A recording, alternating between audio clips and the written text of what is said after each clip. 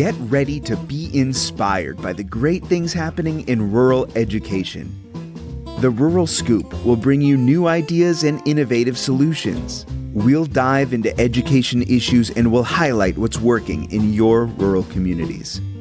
You'll hear from a variety of educators, administrators, professionals, and others who will provide relevant and engaging content in each episode. And now, serving up the scoop, here's your host, Dr. Melissa Saydorf. Some consultants bring binders, but Dr. Daniel Truelove Jr. brings a blueprint for how people actually work together. Daniel is an organizational climate and culture consultant who helps schools turn good intentions into daily habits, whether it's clear communication across styles, routines that build trust, or systems that turn conflict into improvement. His work touches everything from behavior to belonging to educator well-being and leadership team coherence, with a focus on practical moves that stick in small stretch districts. Today, we're going to be digging into how to close that connection gap that you're often going to find on a campus and use behavioral insights without boxing people in. We'll talk about healthy conflict, staff resilience, hiring for culture ad, and some metrics that will actually tell you if your culture is improving. So if you lead in places where the same people wear 5 hats every given day of the week and the bus schedule shapes your day, this conversation is for you. So let's get to it. Daniel, thank you so much for joining me. Oh, thank you so much for having me. I'm excited to be here with you. Well, I'm going to go ahead and get started with your through line. Can you talk a little bit about what connects your path from psychology and behavior work that you did into climate and culture consulting for schools and organizations? Well, yeah, like you said, with the background, first of all, my background is in education. I someone who worked in higher education, but also worked in the rural school system, worked in minority school systems as well. And the psychology aspect is something that really, captured my attention very early. I took an AP course in high school, Psych 101, and it ended up being the path that led me down to get my degree in psychology. And so I think with that background, understanding the whole people dynamics, being someone that came from a big family. I'm the youngest of 11 children. And it was always, I think my parents did a really good job of helping us have self-awareness, but also that empathetic side of things to where we cared about people. And I think that pathway really is the thing that led me down the path to get my degree, but then also serving in the realm of education too, to where you can work with people, teams, addressing things like challenges that are going on. And so I think those things are the things that led me down the path of getting there. My family dynamics, the education that let me know that if you understand people better, then you have better outcomes, especially when teams are involved. Yeah. Can you talk about a moment where you realize that we really don't have people problems, we have perspective problems? Because that's a different way of framing things. No, absolutely. So I think the main thing of it is understanding what is the impact if people are your problem. That if you work with people and say, hey, this person is an issue, this person is a challenge, there's really only 2 options that you have, which is I have to fix the person. And I don't know how good everybody is at fixing people. I'm pretty sure we've tried that at some point in time, but fixing people doesn't work. And so that means the other option is to either remove them or remove yourself. And so those are really only the options we have if people are indeed your problem. But when we recognize that people aren't the problem, it's their preference, that is really allows us to lean into how we can actually work with someone versus kind of like working around someone. So the whole concept is centered around this. Like we all have a way that we desire things done. It's based on your environment. There's 4 elements: environment, belief, identity, behavior. We all have an environment that we're raised in. We all have leaders or different interactions that we've had. And those things start to develop our beliefs about ourselves and beliefs about people too, which forms our identity, who we feel we are, and also how we feel other people should show up. And the behavioral pattern that we have is a behavior that is based upon the right way. Everybody that does something, they do it because they believe that it's the right way to do it. And so when someone does something differently than you, that means that their way of doing it is wrong. And that right there is the core challenge behind friction, behind all the things they get labeled as people problems. It's just someone doing things differently than you believe that they should be done. Sure. Daniel, can you talk about or point to a belief that you held early on in your field work that has changed as you've evolved as an educator and as a consultant? Yeah, I mean, I think what we were just speaking about is really one is that people are problems, and when you think about it, it's really a mindset that goes into this. Like, it's very hard for me to really accomplish the things that I want to get done, and so in order for me to really navigate around these challenging people, since I can't get them to move in the direction I want them to, it really makes individuals like fall back or stop bringing less of themselves to their work, and they become less efficient. They become less impactful in everything that they do.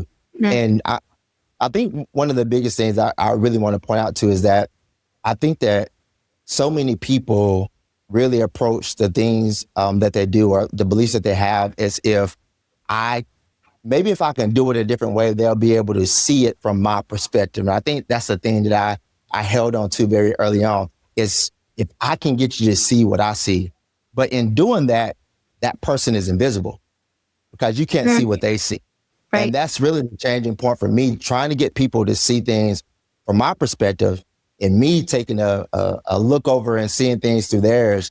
And why is this so important to them? Because every challenge is someone fighting for something that they believe. It's kind of like Maslow's hierarchy of needs, to where you have to move up through these different levels in order for you to be at your best. And there's a need that someone is communicating in every friction. And a lot of times very early on, my beliefs wasn't about something that they needed. It was just something that was that I needed to get across to them, and maybe things would be different. Does that make sense? Kind of where I'm with that? Yeah, absolutely. And I agree with you. It's you have to change your perspective, change your mind rather than expecting somebody else to change theirs. Absolutely. Yeah. So can you give us the background on bridging the connection gap, what it is, what problems it solves? And if I were a principal that was incorporating this into my daily practice, what would I expect to see in 90 days? Oh, that's a great question. So the thing that we solve is conflict, is friction, which happens when you have people that come from different backgrounds. Friction is bound to happen. And that's the core element or the core problem that we focus on. And the thing that specifically that we deal with is like naming it. A lot of times we have friction and we don't really know the thing that we're trying to address. And so therefore it never really gets solved. Like there are a bunch of great programs out there that are focused on, school climate and culture. And those things are great. But I think the biggest challenge with those things is that you have principles, you have values, you have programs that you're implementing, but do they specifically address the people that you are working with? And that's the thing. So with our program, the thing we focus on is like, how do we understand conflict at 3 different areas? The first one is the preference conflict. The second one is passion conflict. And the third one is process conflict. And it's all about how you do it, why you do it, and what order do you want things done. And so when you can identify that the problem that you're actually facing and you can provide a name for it, then it gives you more of a leverage in being able to map it and bridge it and get to the other side. And so the whole focus is this, like, if we ever have conflict, it was probably because of how you did it wasn't the way that I wanted it done. That's a preference conflict. Why you do it is all about you're either passionate about something and somebody isn't. And so, or it's the other way around, is that they're passionate about something and then you dismiss it. And so now we have a misalignment of passion and energy, drive and excitement. And then the third one is process. And the process is this, like when we're making very tough challenging decisions, especially when it relates to, leadership or parents or staff, students. People have something that they believe that should be addressed first before we really move on to something else. And when that doesn't happen, then you have people that nod their head, but they're not coming along with you. And so now we think we had a great meeting and we came to an agreement, but you really don't. And so now we have these conflicts that come up, and it impacts whether or not we're actually moving forward with our mission, our vision, our goals and objectives as a school.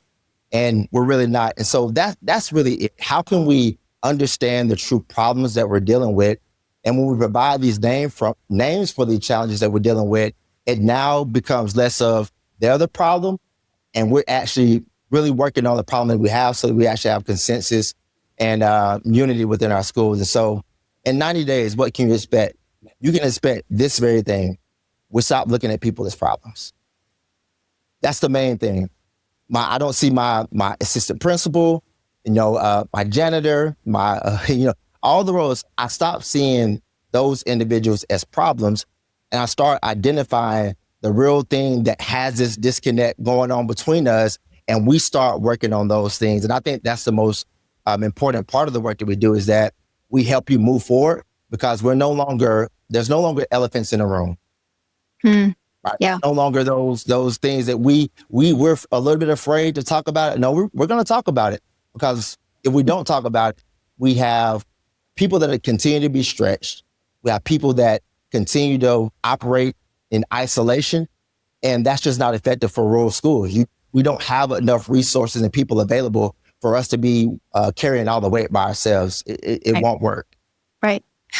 Speaking about rural, what's the smallest viable grouping, like a team or a grade band, that can actually still show impact when they're thinking about how to interact with each other to address those friction gaps? I mean, we've worked with small school districts from, they have 3 schools that are in that district. We work with individual schools, but we also work with, with larger districts too as well. But as it relates to like kind of a small school, kind of the rollout that we do is really addressing leadership. Central office leadership, principals, APs. That is who really needs to lead this charge, because I think a lot of times when consultants come in, it's like we are bringing them in, but then they end up kind of like doing a lot of the work. But when it comes to this, you can't have an outside source leading, organizational climate change. That has to be something that comes from the top down. I was working in this one district, and the superintendent wasn't really bought into the work. And so he brought me in, we did the work. We worked with their central office leadership team, and this district they had 3 schools in it. Worked with their principals, APs, and every single one of them was so excited.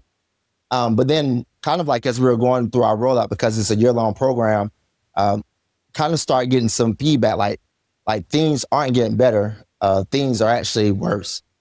And so I'm talking to the deputy superintendent at this point in time about what's going on. And it's like, well, at the head, like these are some of the things that, he was doing, and how their staff were interpreting that, thinking that things were going to be different. And, they really weren't. And so I say that to say this, that leadership being truly engaged and a part of this work is one of the most important parts. And working with like kind of the individual schools. And so we use our professional development days, and those days were true work days from, 7:30 all the way to 3:00, doing the work that we needed to do in order for them to really work through some of those challenges they have, to have those aha moments. And so what school size? I mean, we really work with all school sizes. And so whether you have, 100 people, at that school, 30, it really doesn't matter. I think that having set aside your professional development days to truly focus on the steps that we take in order to be better, I think that's really what matters from that standpoint. Yeah, that's great. Daniel, you're a certified DISC practitioner. So can you first of all talk a little bit about what that is so people know? But then can you also talk about how you use those behavioral insights without letting color letter labels become excuses when you're working with people? That's such a great question. So the DISC assessment is a behavioral assessment. It measures 4 things: how you handle problems and make decisions, how you interact with people, how you prefer your pace. So like, are you somebody that likes to do things at a steady pace? Are you someone that's kind of like fast moving or like to get things done? And it's all about how you handle established procedures. And those are the 4 things that the DISC assessment measures. And so it's important because when you have people that operate a little bit differently, I think kind of like to that second part, like how do you not allow I'm a red or I'm a blue or I'm a green and all that to kind of, come into play to where this becomes your identity. Mm-hmm. I always tell people it's not who, it's how. So sometimes people take this and say, okay, I'm a decisive person because I'm a high red, which is something I am. And it's not like how I approach problems is in a decisive manner. And that's where you remove that labeling component to understand how you do things. Because I think some of the biggest challenges that we've ever experienced are because that we've assigned character to tendencies. And so we've labeled them as who you are versus really just understanding this is how you go about things. And when I'm addressing a problem or when I'm interacting with people or when I'm setting up my schedule or when I'm thinking about procedures, this is how I go about doing things. So I think switching that terminology from who to how is really how you go about removing the labels that oftentimes get attached to these things and kind of sticks with them. And it actually can make it worse. Yeah, definitely. Do you have like a favorite, like a 2-minute huddle routine that might raise clarity across styles that you can walk us through? So across styles. So when you say that, you mean like just like clarity of understanding, so you can know which one you are? Is that what you're referring to? Or clarity of how we're going to work together, or clarity of what's being asked of them. Absolutely. So one of the most important things about understanding what your style is the magic happens when you start assigning roles, like for those particular things. Like you see these as gifts, and that's so important because sometimes, and I'll use an example of this. If I've labeled someone as, let's say you have that person that's too loud. I'm an introverted individual, and someone, they wake up on cloud 9, they come in, woo, and you haven't had your coffee yet. There's something that you don't like about the way in which they're approaching it. So if we have a pep rally or something like that, and you're over that, I'm not going to go to that person because like, I don't see that as a gift. I see that as something negative. And so now when we understand this is how they operate, we start assigning roles and tags. And so if I have to make a decision very quickly, high D, they make decisions very quickly. So that would be somebody that I will lean on for that. If I have a fun committee that I'm creating, that high I extrovert individual, those will be the tasks and responsibilities that we give them. If I'm someone that I have a planner, which is a high S, they know what's going on next week. They have 2 months in advance planned out. Those are the individuals that I go to when it comes to strategy and planning. And when you have the high C's who are the strategists, those individuals that cross their T's and dot their I's, when I'm trying to do QA, those are the individuals that I go to for that. And so now we see that there are roles that you can have. And even from a meeting standpoint, how can we assign them different tasks and responsibilities as it relates to our meetings so that everyone not only gets to feel like they're involved, but also like we're meeting the needs of all the different styles that we have in the room. Yeah, that's great. I want to shift, Daniel, just a little bit and talk about diagnosing culture. And one of the things that I hear leaders talk about is the fatigue, the survey fatigue. Mm-hmm. How am I going to get this? Because it's just one more thing they've got to do. So when you assess climate, can you talk about the data that you collect and how you do it, but also talk about some of the things that you don't collect anymore because it either wasn't useful or there were other ways that you could get that information?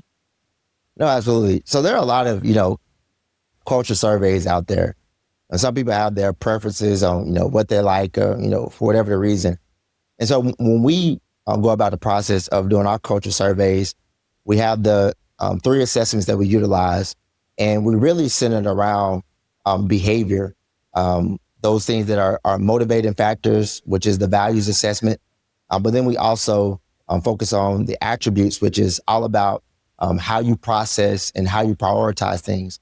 And so that's really the foundation. The assessment we take is the foundation of how we are assessing things. With one of our assessments, we have the DISC one, and since you referenced that one, I'll focus on that one. A lot of the assessments out there, they don't necessarily have a natural and adaptive component to what they measure. When we utilize our natural, that's your environment. If you had the world is centered around you and everything was how you want it, that's how it will be. But your adaptive is all about how you make adjustments to your environment.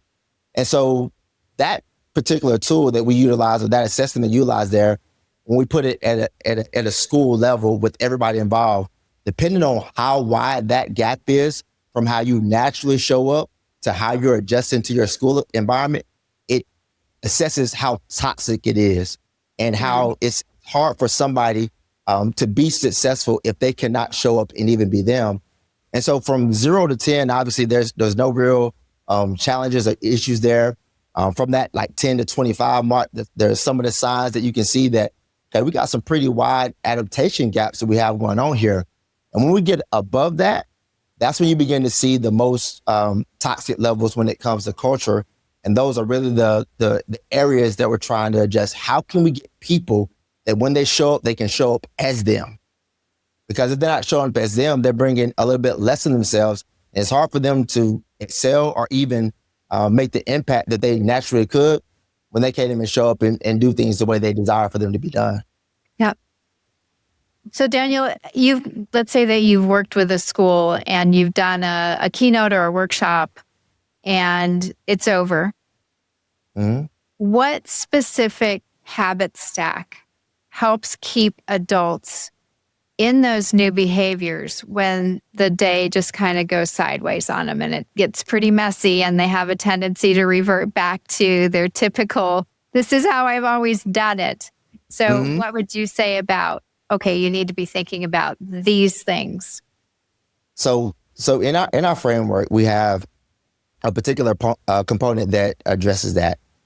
One of them specifically is we lead in knowing that not everybody is going to be fully on board, with everything. We know that there are going to be challenges. There's going to be tension that arises because it just is what it is. It's the nature of rule. It's the nature of education. And so one of the things that we do is we don't just allow the work that we do to be like, oh, this sounds good. We have agreements.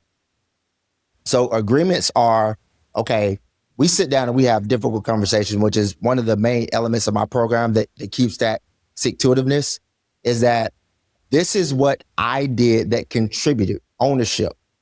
This is my style. We own our style. I'm someone that's very direct. I'm someone that's also a high eye as well. And so, I can bring a lot of energy. And so I acknowledge that presents challenges for other people. That's the first step. The second one is that I'm identifying and working in groups with the people that I specifically present challenges just based on the way in which I show up. And then the agreement is, okay, I acknowledge that this presents challenges to you. This is what I agree to doing for you moving forward. That other person then says, okay, I own and I acknowledge that the way I show up, how it impacts you, and this is what I agree to. And so we don't just go off good faith, that'd be amazing, but we actually stack agreements. And with these agreements, it now allows for us to say, I've actually shared that I'm committed to something and I'm committed to this for you. Now, agreements, they're not final. Maybe they need some adjustment, because what I agreed to, month one, I may realize that I was a little bit too gung-ho. I went out there a little bit too far. I didn't reel it back in. This is my new commitment. And I really feel like this is what I'm able to do. And so the habits that we really focus on are just commitments. It's not really necessarily like the like you could say that you're going to do better. I say that I'm going to be I'm going to be not as much when I show up, but it's naturally how I'm wired. And so now when we start sharing this, we now create the space that says, okay, you're still doing this. I wasn't aware. Like, we can have the conversation, and that's I guess the most important habit, the habit of having the conversation that nobody wants to talk about. That's the magic. Yeah. Yeah. Are there any anti-habits that you ask teams to stop, or at least to put a pause on or caution around?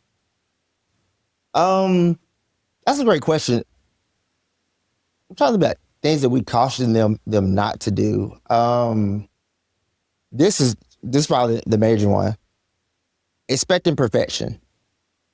So to think that someone who has done something, because remember I said earlier, environment, belief, identity, behavior, that behavior that they have is what they believe is the right way to do them. So to think that just one day I'm just going to have a conversation with you, I write this agreement that I say that I'm now committed to, and everything is just going to change, that's not going to happen. And so too often expecting someone to show up as the perfect version of this shift that you want them to have is not setting yourself up for success, and is not setting them up for success either. And so it's really allowing for us to be human, to allow for us to have mistakes, but allow for there to be open dialogue to where we can still have the conversation so that we can move forward better together. And I think that's the most important thing, is that we remove the elephant in the room. We start having the conversations. And so we can actually create a space to where everybody feels comfortable and vulnerable enough for them to talk about it. That's a major win. Yeah. Yeah. One of the things that you talk about is the toxic positivity trap. And I love that because it's so true. Can you talk a little bit about how leaders can support educator resilience in ways that really feel authentic and they're aware of the workload, especially in a rural community that these teachers have? First, and maybe define what toxic positivity is for our listeners that may not have ever heard that term before. Yeah, no, and I love this. It's a couple of different things. Number one, I think that like too often we try to excite our staff. We try to paint things in a way that is going to help them move forward based on our idea as leaders as what they need.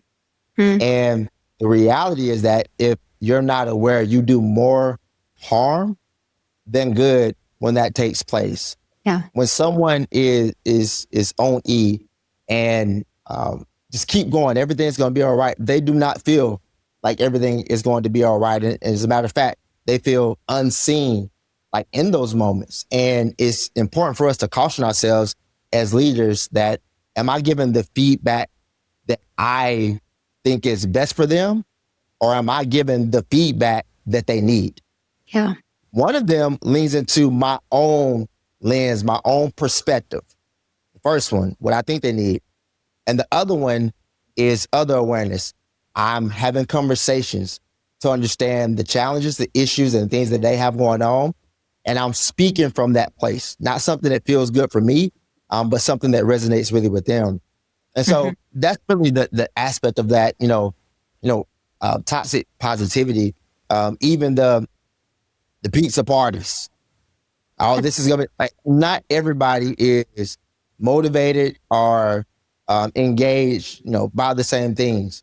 And so if we really want engagement, there's really a theme that it follows. If you have individuals that are engaged in things that are engaging to them, that is when you have staff engagement, student engagement, leadership engagement.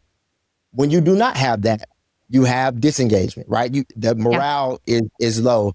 And so how can we really approach this from the standpoint of like, what exactly matters the most to them and how can I lean into that for them? And so that's the aspect of the toxic positivity. And you said one thing. I want to address the other part. What was the other part you mentioned? It was how can they make sure that they're supporting educator resilience in a way that really feels authentic? Because in especially rural communities, there's a workload that we all know they have, the multiple hats syndrome. So asking them to do something on top of everything else they're doing, or to do something different without giving them support, really is not a great way to lead. No, absolutely. And so I think that the biggest way to lean into educator resilience is I'll go back to that Maslow's hierarchy. There is a need, and until that need is met, there is no resilience. There is no being better. There is no better culture. There is no better student outcomes. Like, it's not there. And so I leaning into really like getting to know your staff, like having those conversations, spending time in the classrooms, like as a leader showing up and them knowing that you truly support them. I think a lot of the traps of leadership are that in your office, not in the halls, not in the class, your presence isn't seen, it isn't felt. And especially there is no resilience if the only time I see you is when there is a challenge, or when you're doing the observation, or when, I haven't done something correctly. And now on top of that, you need me to now do something else. So really like understanding what it means to support your staff. And the only way you know what it truly means to support your staff is to ask them, what does support mean for you? I know it's not the prettiest answer, but it really is at the core of it. When they communicate what they need, will you provide it? Right. That's really what, like, when I think about the biggest challenges, like Simon Sinek, he speaks a lot about leadership. And one of the things that he talks about is like when, like that servant leadership aspect of when the Navy SEALs, when they go through their training, he's like the big, tough, buff guys, they never make it through, the star athletes that never make it through.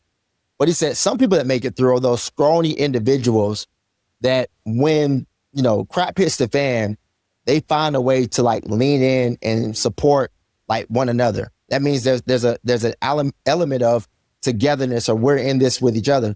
And so from a support standpoint, do they feel like you're in this with them? Or do they feel like I'm in this by myself? Truly build community, that, like you said, that sense of belonging amongst staff, because there are some times as a leader that you won't be there, but like truly building that community inside of school is one of the most amazing things that you can do. Yeah, absolutely. I appreciate that. Let's talk a little bit about conflict and what kinds of conflict are a sign of a healthy culture. Can you talk a little bit about that, Daniel? And then how do you coach leaders to really surface and resolve conflict in an effective and impactful way? So the signs of healthy conflict is very simple. When we have conflict, what perspective leaves the room? Do you walk away from that room and then you go and have a huddle with all the people that share the same perspective that you have, and you all discuss everything that you did not share in that meeting? That is one of the most toxic signs that you do not have a healthy culture, that we do not feel comfortable enough to speak about this in the room. And so, but now with that, there's an element to those individuals that do that. You have to be mindful that you have a confirmation bias. The people that you speak with after that meeting, those are all the individuals that think like you. Yeah. And so when they're nodding their head and they're saying, yeah, you were right on that, you're not being open to opposite perspectives. So the same thing that you are frustrated about, you are guilty of as well. And so what are the signs of healthy conflict? Is that when we have conflict, people can share. how they truly feel. There are no side conversations. There's no 15 minutes to get back to our work because we didn't address the things that we should have addressed in the meeting. We're able to have those conversations. And when we have those conversations, do we walk away feeling like I understand their perspective and they understand my perspective? Are we even open-minded to different perspectives? And the only way that we begin to be open-minded to different perspectives is this. If I feel like my way is right, remember I shared that earlier. If I feel like my way is right and your way is wrong, I'm not going to be open to what you have to share. Yeah. And so I now have to see that there's value in this other perspective. And so I'll give you a great example, me and my wife, right? And a lot of people that, if you're in relationships, you'll probably get this. You're opposite, in some areas. And so me, I said earlier, I'm a high D, high I. My wife is a high S, high C. And so that means that she's one that, measures twice to cut once. Me, I'm like, okay, I did. That's pretty good, right? And so now I judge myself off of this. A high D wants to do things very, very quickly, very fast. So I judge myself off of how many things I get done. My wife judges herself off of how many things she gets right. So now speed matters to me, accuracy matters to her. So if I'm going to be open-minded, I can no longer say the speed in which we do this is the only thing that matters. I now have to value accuracy as well as tasks being completed. Yeah. At that point, when I value doing things the right way, but also doing them like a little bit faster than what what she would maybe normally do it, I'm now open to her ideas, her perspective. So if there's no perspective taken to where we understand and we now view that there's value in what they're sharing, it's going to be hard for us really to have those meetings and someone feels like their voice is safe because you're going to protect what you really feel is right and you're going to defend it. Yeah. And if that person now feels like this is not a safe space, then there's never going to be meetings where we truly have healthy dialogue and even address conflict in a way that really moves us forward. Yeah. Yeah. So that leads me to my next question, which is when you have a healthy culture, you want to protect it. And one of the things that leaders do every year is hiring new people. So can you talk about what leaders can think about as far as their interview prompts or simulations or anything like that? Any red flags that they should be aware of when they're interviewing a candidate and how they might contribute to the culture rather than just simply fit the culture? Yes. The biggest thing the worst thing in hiring is gut feeling. I feel good about this one. You ever felt good about teacher, janitor, whatever? It's like, oh man, this is going to be great. It's like, oh yeah, I completely missed the mark. I'll give you one great example. I was working with this school district and the principal. So this was in the middle of the year. So this was January. Yes. So they had already did all the hiring and stuff like that. And we're talking because she's having challenges with this one particular teacher. And so we pull up his assessment and she's telling me about all the things that she's having challenges with. And I'm like, yeah, those are all the things that are him. So you're having a challenge because you didn't know this information ahead of time. I think one of the most important things to understand is that if I'm applying to work at your school, I'm applying because I need a job.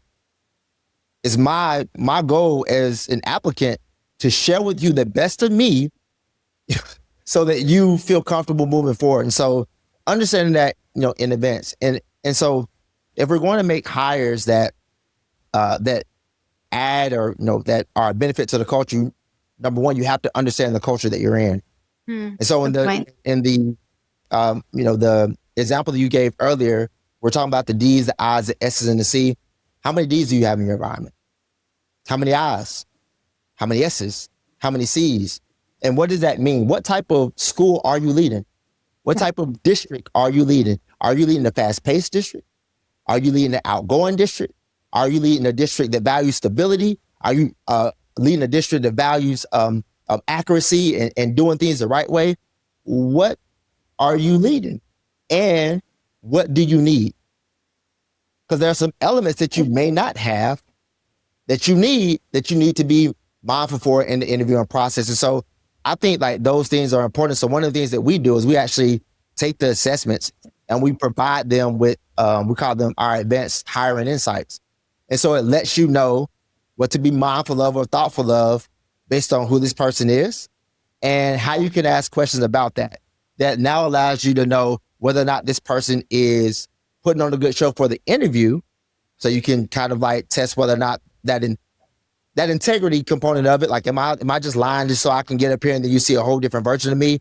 Like we put leaders in position for them to make the best hires, and they no longer have to go off their gut because they're prepared for the interviews. So I think that's one of the best things. You have to know your culture, know what you have, but also know what you need, and then make sure that individuals you have, you're able to protect yourself from that gut feeling syndrome that happens, during the interviewing process.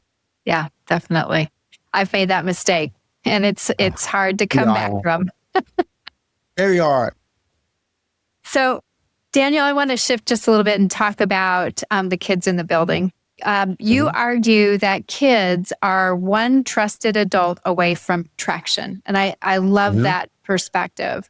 Can you talk about the practices that you've seen that really increase the number of trusted adult relationships on a campus? Yeah, I'll talk about it from that perspective, but I think it's important to really speak to the lived experience. I'm someone that comes from a rural area. My family dynamic I shared earlier. I'm the youngest of 11 kids. Grew up in a house, 13, and so you can kind of imagine just the socioeconomic dynamic that was a part of my family. And we had not only just that financial side of things, we also had trauma and different things that we experienced very early on in life. I lost my oldest sister at 2 years old. I lost another brother when I was 10, and 7 days before my ninth grade year, I lost a sister in a car wreck. And so typically when you have these dynamics that are working together, socioeconomic dynamics, but then those ACEs, those adverse childhood experiences, they present themselves in behavioral challenges. And I was someone that showed up with those behavioral challenges. And excuse me. I had a teacher that, just to give full context, I didn't care. Like when I lost my sister, I really became just apathetic to a lot of things. And I just started misbehaving a lot when I was in school. And I had a teacher that literally told me in front of the whole class that, Daniel, when you grow up, you're not going to be anything. And what you believe to be true about your students, what you believe is what you see. Miss Gunner is the first trusted adult that I hold on, excuse me. Man, I apologize. Take your time. But Miss Gunner was the first trusted adult that I came into contact with. I was cut up in class one day, and she calls me out in the hall. Miss Gunner was one of those very encouraging, educators. She always saw optimism, even when it wasn't there. I didn't really give her a reason to believe, anything different about me, but somehow it's she was an educator with vision. I think one of the most important things that you need as a one trusted adult is vision.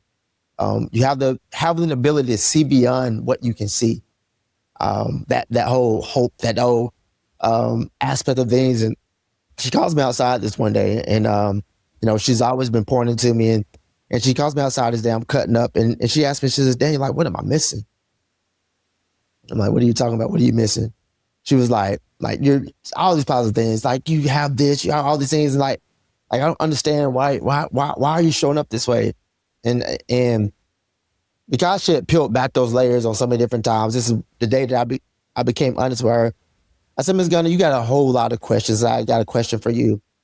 If you tell me why my two sisters and my brother had to die and nobody else around here, they're dealing with the same things that I'm dealing with. And I said, I'll answer any question that you have.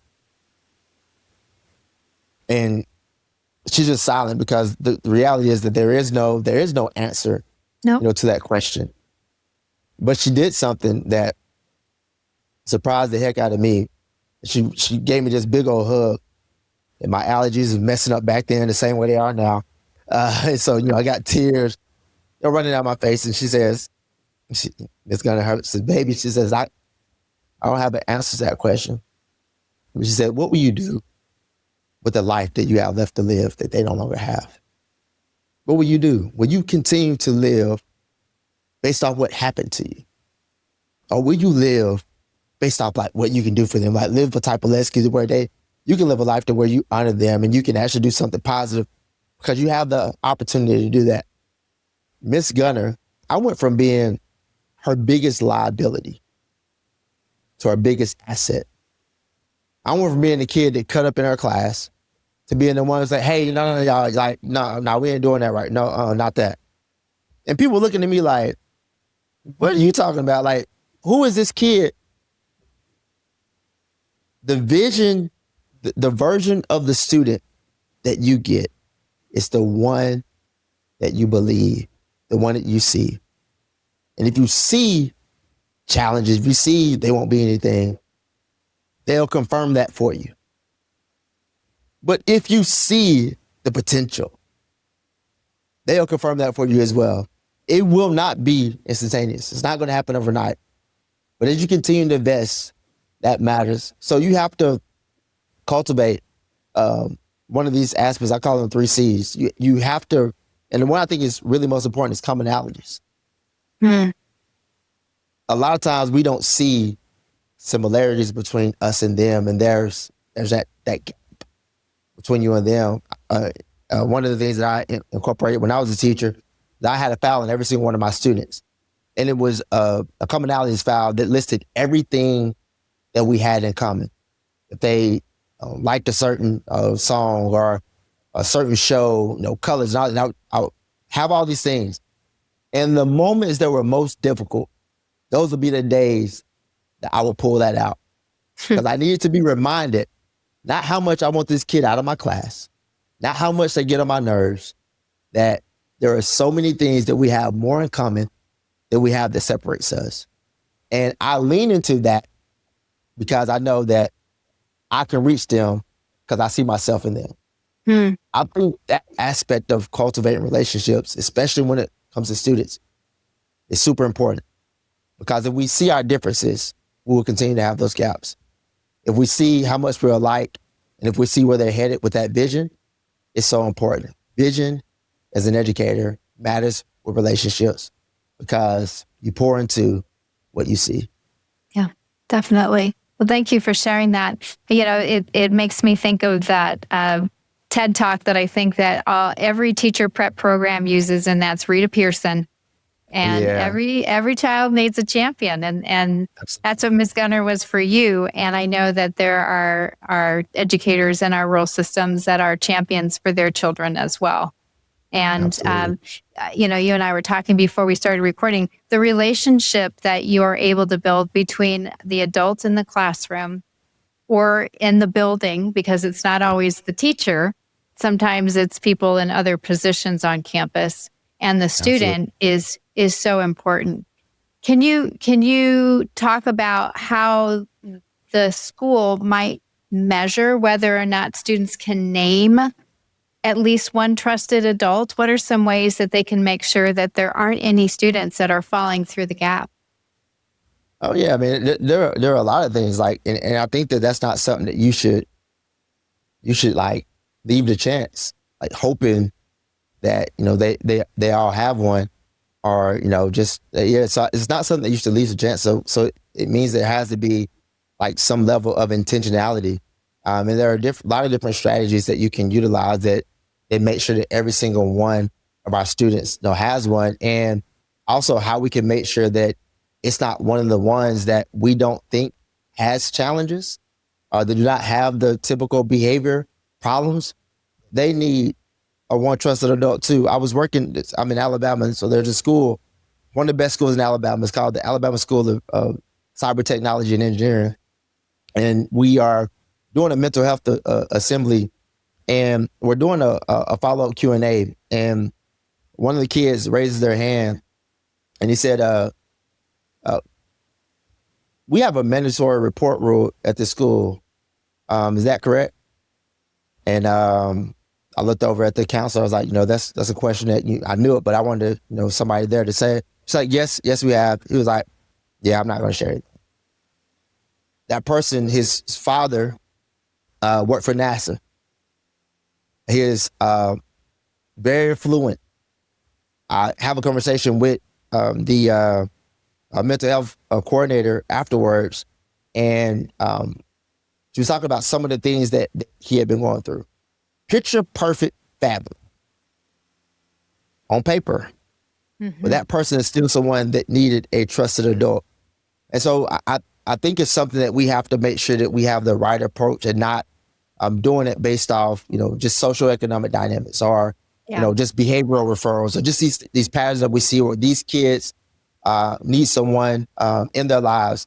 And so how do we buddy up as teachers? You have certain teachers that are able to reach or able to connect with certain students. How are you being intentional about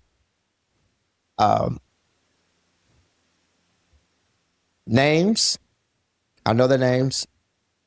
I know their situation. I'm investigating in my classroom that nobody knows my children more than I do. And I think that whole aspect of being a trusted adult is knowing what you are able to do in order to reach them, but also knowing when you need somebody else to also come in and do that. Another thing we did is we brought in mentors in one of the schools that I was working in, and mentors were, especially in a rural setting, I think this is probably more relevant because, kind of like adding another thing to their to-do list. Yep. Although we all as educators need to have great relationships with our kids, but how can we invest in community partnerships? And so we have mentors that come into the school. And so all of our students has a mentor. You may say, oh, that's very challenging, but it's also very necessary. And the reason why I say it is because the statistics prove that when a child has a trusted adult, they're more likely to have less behavior referrals. They're more likely to show up to school. Yeah. They're more likely to graduate. They're more likely to go to college. These are all facts, statistical facts as it relates to this. And so we could talk about how challenging it may be, but in a rural school, we don't want to add more to what you have to do. So how can we think outside of the box to bring resources from the community partnerships, which is why you need to have them in order to be able to serve those. And we had different ones that came in. We partnered with local fraternities and sororities. We partnered with local business owners. We partnered with churches and community organizations. We said, okay, how can we have a one-to-one dynamic within our school? And we had a cycle to where they signed in, or to where they were there on Mondays. We had certain groups they met with, but we literally were able to create that. And I think that it's important to find ways to be intentional about making sure that every single one of our students has somebody that they connect with, whether inside the school or somebody that we partner with that is connected to the school. Yeah. So important to fill that gap and ensure that there's a safety net for every student. Yeah. Absolutely. So Daniel, you are not just a consultant. You actually are an author, and you've written a children's book called Trey and Mackenzie Make New Friends, which I love that title. Can you talk about the book and how did writing that book and developing character content shape your approach to adult culture and working with adults to ensure that that is improving? Nah, that's a really important one. So it's a character education book. And so it's an ABC journey. Trey and Mackenzie are two kids that moved to a new area and they're looking for new friends. But instead of creating relationships based on the popular kids that are in school, they look for kids who have character. And that is the reason why they end up, building these relationships. And so the reason why character is so important because everything that we want from a student, even from a academic, from a behavioral standpoint, even from attendance, there's a character trait that's connected to it. And if we can actually connect the character to the behavior that we desire, that is when we can actually find these wins. And I started noticing one of the reasons why I wrote the book is because I was working with a bunch of schools and they had these character traits, but the kids really didn't know what these character traits meant in context. One of the schools I worked with, one of the character traits was determination. And I walk in and they're doing drills. We're in the gym, getting ready to do an assembly. The football team is there. And one of the kids stops in the middle of the drill and just sits on the ground. And their whole thing is determination. I was like, my man doesn't know that he could have expressed or showcased determination in that particular moment. And so there was this gap. And I think the most important thing is that how do we not really focus on character traits from we want to be a school of character, because that's really big, but to really make sure that this thing is transferable. And so what we did within the book and what we focus on in the program is that how can we align everything from how we operate as a leadership team, as a school staff, and our students, we are all on the same page. So if determination is one of our words, I need to be determined as an administrator. I need to be determined as a member of the staff. And I model this for my students. And so it's not something that I'm telling you to do. This is something that you see in me as a leader within the school. And it's not having a standard for your students that you do not have for yourself. And that is why I feel like character is so important, like as a whole. Like one of the elements like think about even discipline. Discipline could be so much different if it wasn't behavior-based and it was character-based. And so we have a student that, isn't, they're bullying a kid in the school, whatever the case may be. Well, one of our words is acceptance. So we can say stop bullying or stop talking about that kid. Acceptance is what we do right here. And the thing that is challenging me was that you weren't very accepting of them in that moment when you said this. So now the reason why you're getting this referral is because you're not aligning with what the vision, the core values that we have here as a school. We are an acceptance school. And so now it's not about what, even the whole dynamic of like, that person is targeting me, because we have that going on. Like they feel like the teacher and the parents calling in, like, they don't like my student.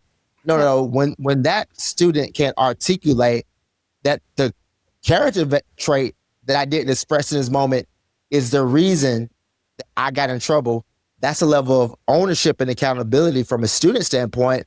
And when we focus on those character traits as a whole, we can really transform the whole culture and environment that we're in. And so that's the whole basis of it. How can we make sure that this transfers to our students by what we model and what we hold ourselves accountable to as leadership and also staff? Yeah. Wow. That's powerful. Thanks. I'm so glad that you're doing that work, because that really does change things for students. When adult culture gets better, it changes things for students. Absolutely. Yeah. Yes, ma'am. So Daniel, this is how I end every episode, with the same question. And it is, what does the term rural advantage mean to you? Love this question. Rural advantage to me means that just because you're come from a small area, just because you're in a small school, school district, it doesn't mean that you are at a disadvantage. There's actually an advantage that you have. Oh, we don't have the resources that they have in that school. That's true. We don't have, they say we can talk about all the things we do have, but we have to lean into what we do have. I remember times where we would go to schools that had more resources than we had. And as a football team, as a basketball team, the advantage that we had was determination. It was grit.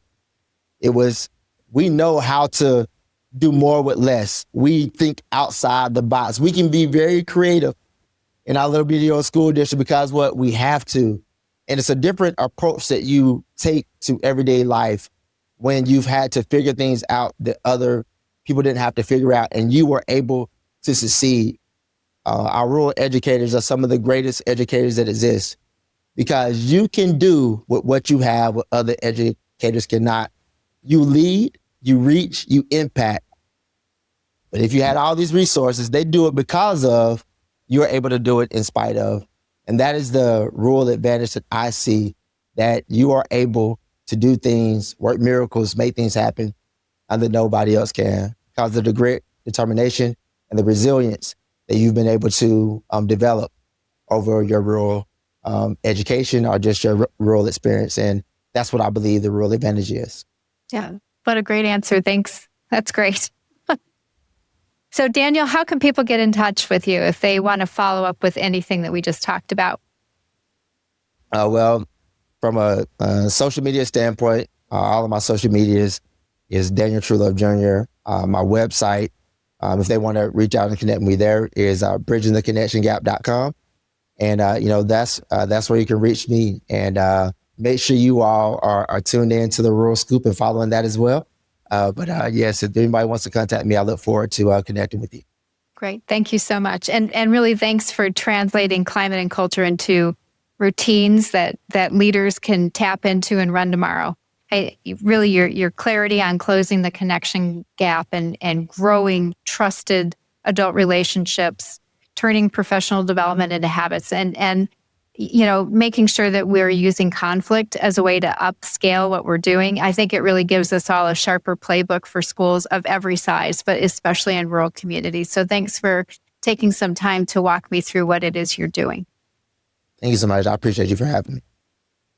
Well, friends, if something here sparked a next step, bring one routine into your next staff huddle. Make a connection habit or a de-escalation script, or figure out how you're going to connect with every one of the students in your building. If the Rural Scoop is helping you lead with purpose, please like the episode, subscribe to the show, and leave a comment with your takeaway. Share it with a colleague who cares about culture and belonging in our rural places, because those signals help other leaders find us, and I read every note. So I'm your host, Melissa Sadorf, and as I always say, in rural leadership, our strength is our shared story. When we lead together, we thrive together. I'll see you next time. Thanks so much for tuning in to the Rural Scoop. If you enjoyed this episode, be sure to rate, review, and subscribe. Your support helps us keep these important rural conversations going. And we'd love to hear from you, so feel free to leave a comment or share your thoughts. You can follow along and never miss a new release by subscribing on your favorite podcast platform or by following us on social. We're on YouTube at The Rural Scoop, Instagram at msadorf1, and X at msadorf03. The Rural Scoop is produced with support from Vela Educational Consultants. To learn more, visit velaconsultants.com. See you next time for more great discussions about rural education. And as always, keep leaning in to the rural advantage.